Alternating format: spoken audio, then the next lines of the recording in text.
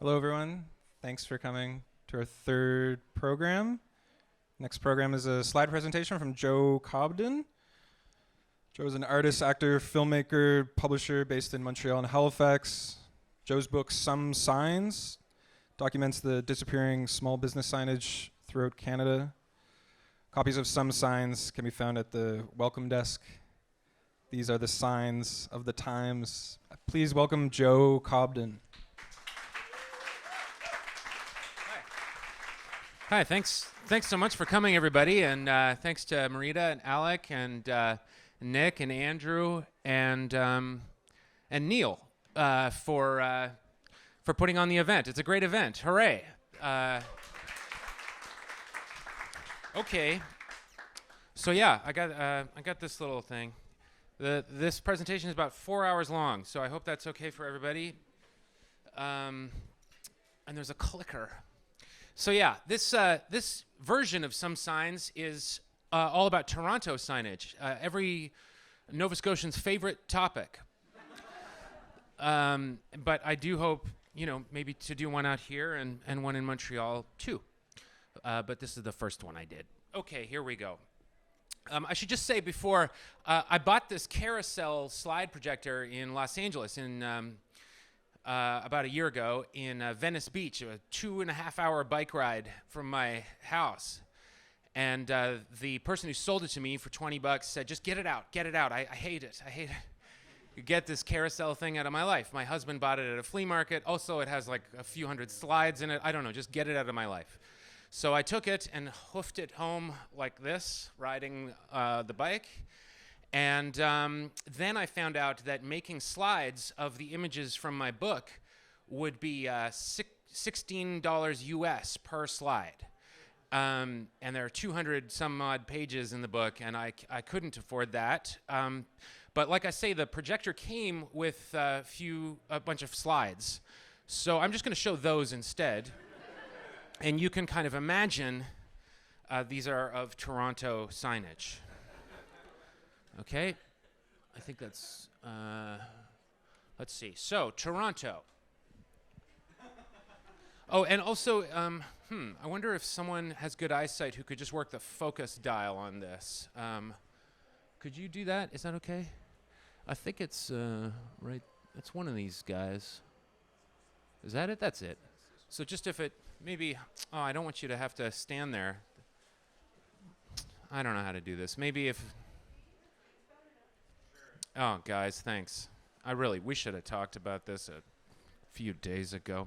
So Toronto, a city of 2.7 million or more, 6.7 million in the GTA there.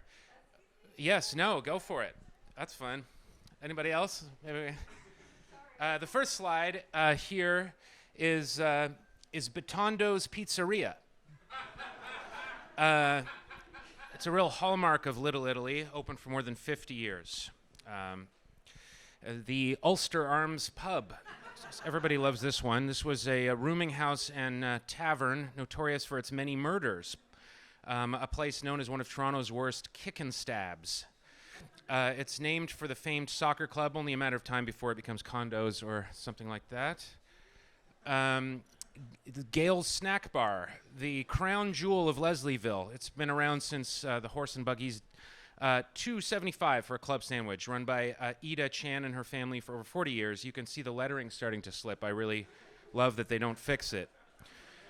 Parkside Fish and Chips. It's hard to find information on this one, but I do love the font. Seaton Butcher Shop. Eddie's Convenience. And the Sassmart, R.I.P.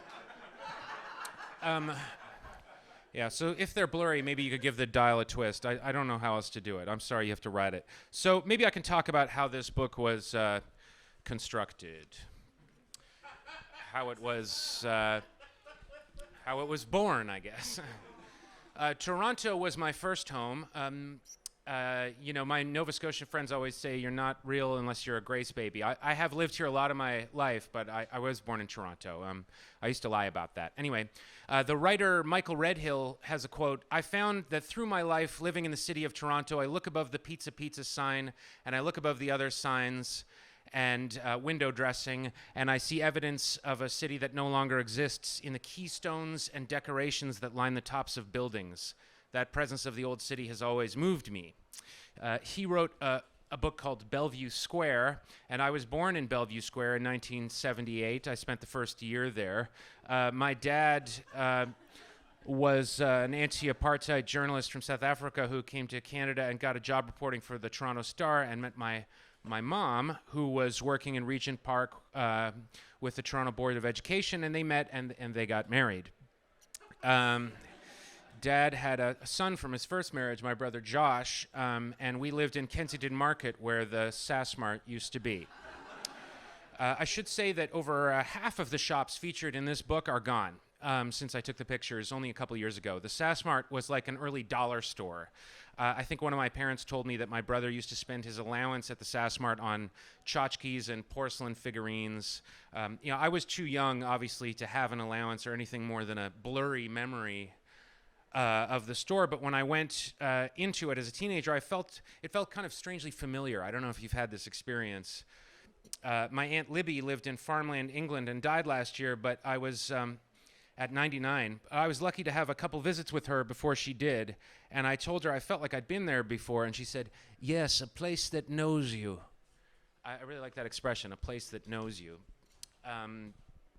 So yeah, Sassmart felt like that. Toronto even sort of feels like that to me. So Toronto.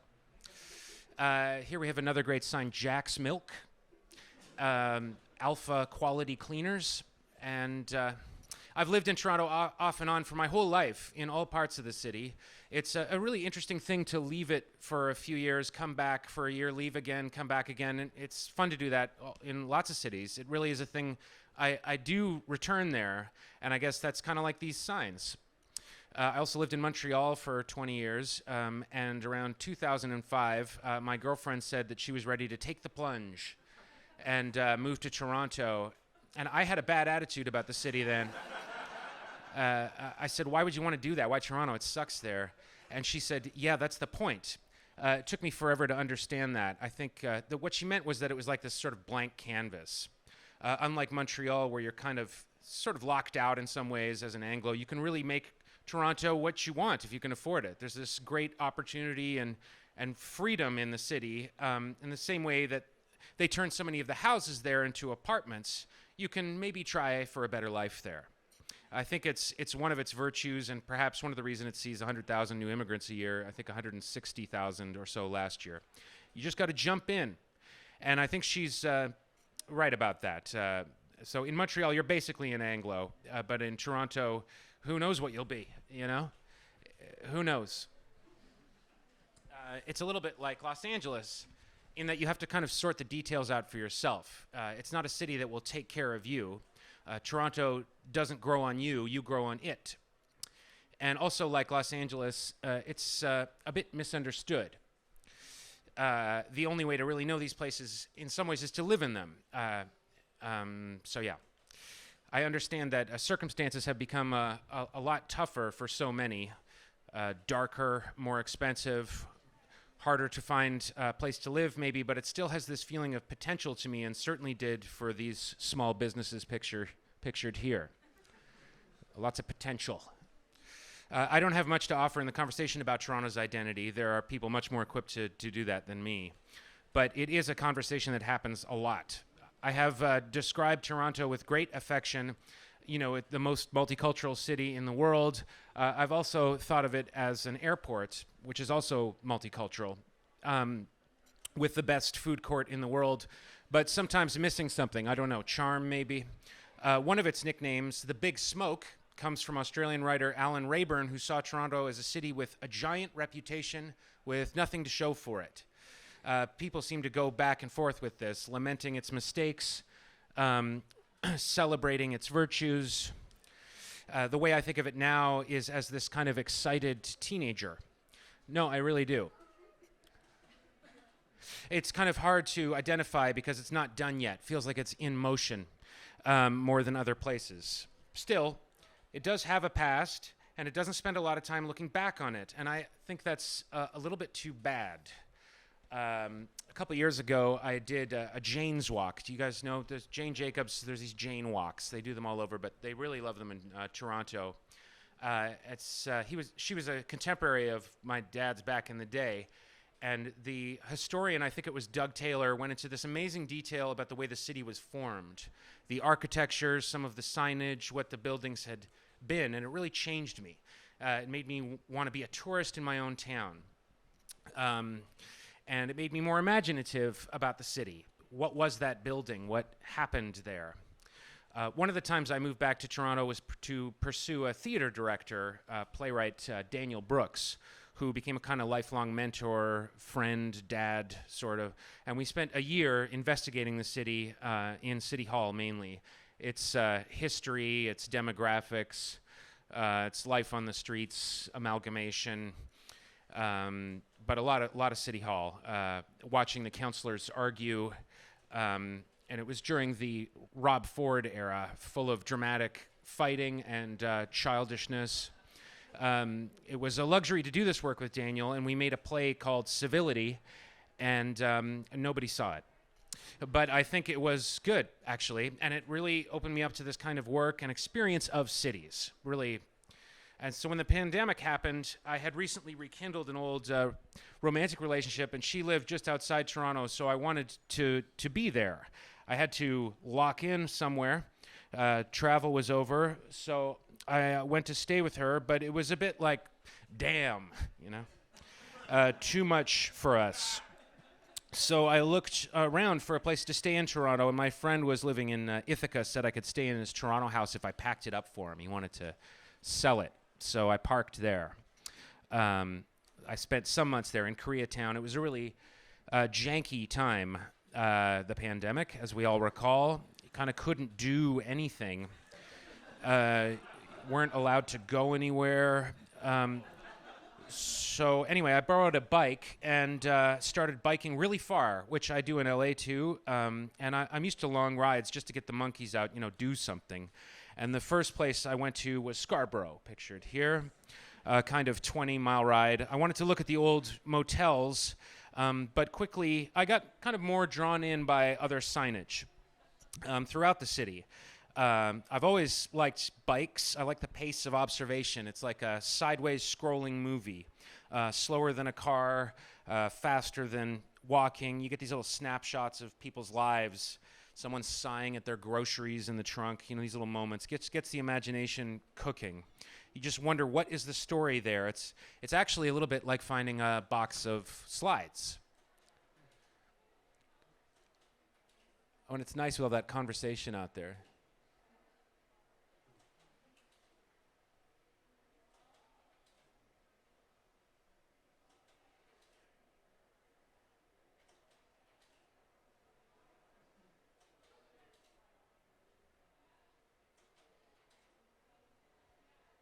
Those old groundhogs.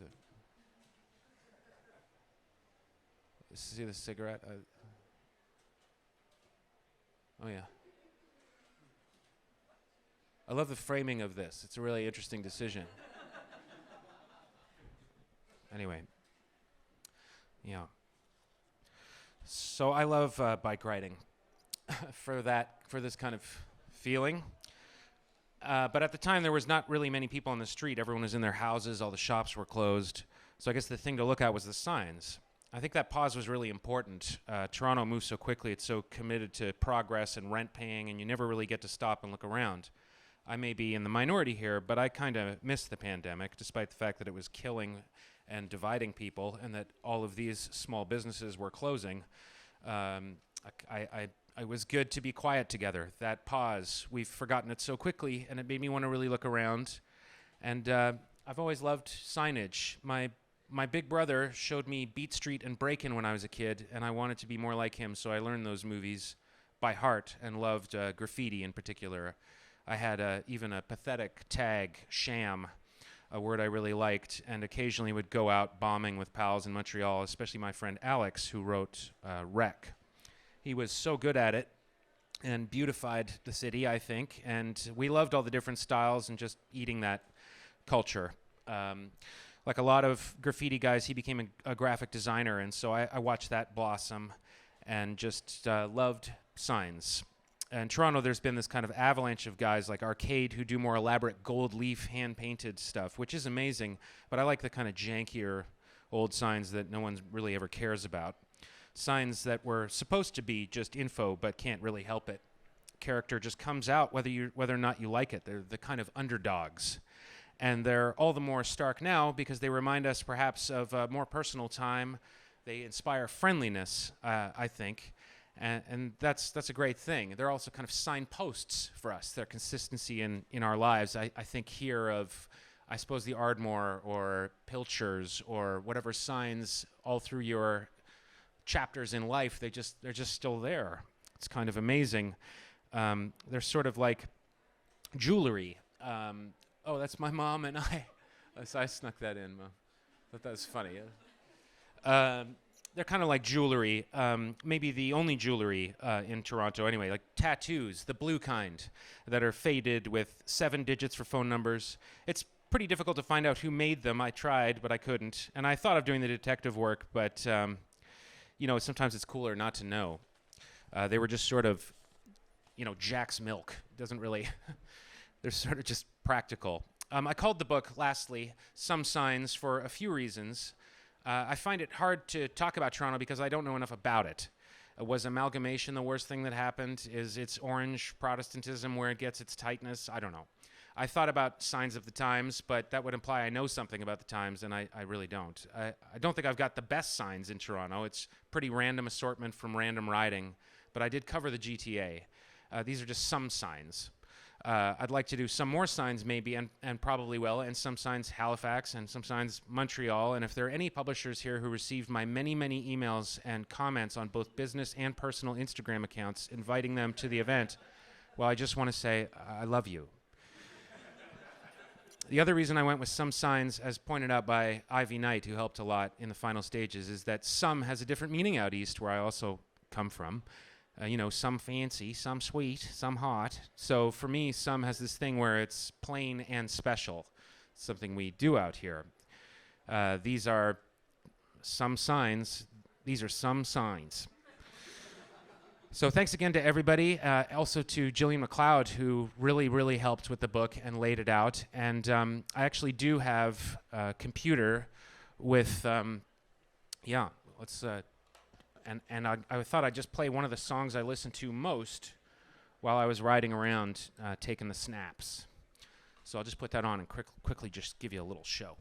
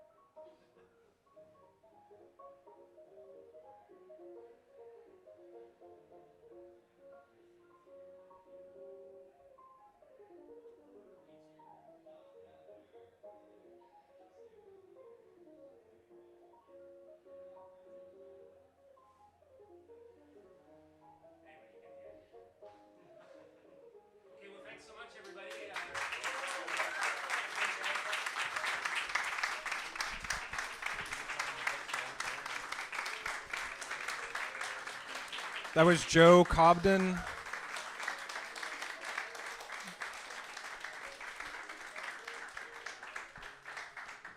Joe Cobden, his book, Some Signs. It's available at the welcome desk. We'll return with our next program at 2:30. It's Nico Young, Found Film Binder. Thank you, Joe. Thanks.